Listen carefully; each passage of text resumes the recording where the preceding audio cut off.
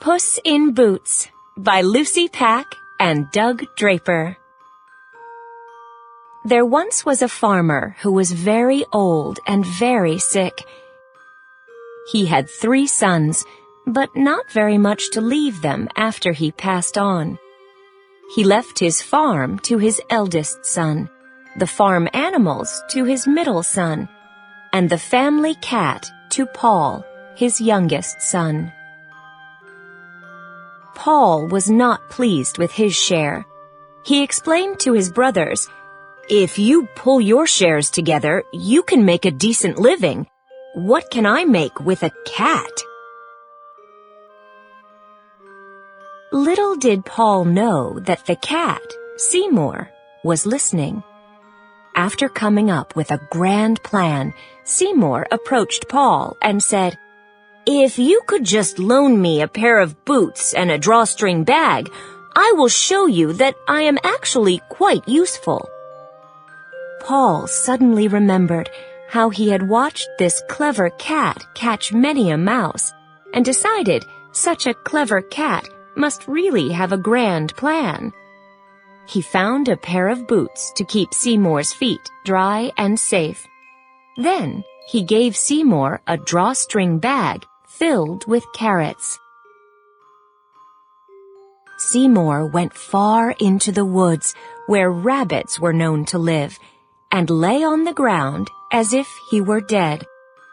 As soon as Seymour closed his eyes, a foolish rabbit jumped right into the bag full of carrots, only to be trapped inside. Seymour was very proud of his catch. He immediately took the prize to the king and explained that it was a gift from his master, a very wealthy and important lord. The king noticed Seymour's boots and decided that such a fine hunter in such fine boots must really belong to a wealthy and important lord. Seymour repeated this for many months, each time bringing the king a new treat from his master, and each time making Paul seem much grander than he really was. One day, when Seymour knew the king would be sailing with his daughter, he convinced Paul to go for a swim in the lake. Just as the king and his daughter sailed by, Seymour cried out, "Help! Help! My master is drowning!" The king recognized Seymour as the cat who brought him many cherished gifts and rushed over to help.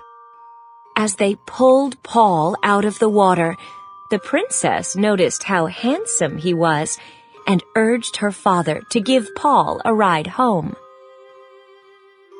With his plan going along smoothly, Seymour told the king that Paul lived in a castle a few miles away.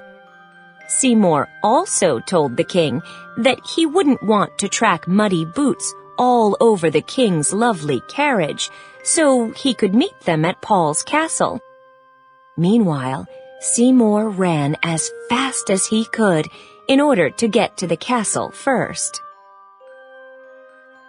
Seymour knew that an ogre lived in the castle, and that this was a magic ogre who could turn himself into any animal imaginable. Seymour entered the castle and begged the ogre to show him his powers. The ogre was very fond of showing off his magic. After turning himself into a great many things, Seymour suggested the ogre turn himself into a mouse. Just as the ogre morphed into a mouse, Seymour snatched him up and ate him. Right then, the king, the princess, and Paul arrived. The group was enjoying a lovely evening at the castle when Seymour began to feel guilty about lying to such a kind king.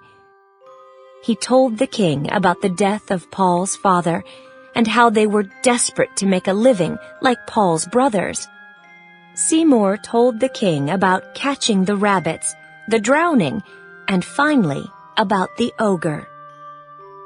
While the king was very upset that he had been lied to, he greatly appreciated Seymour finally telling the truth.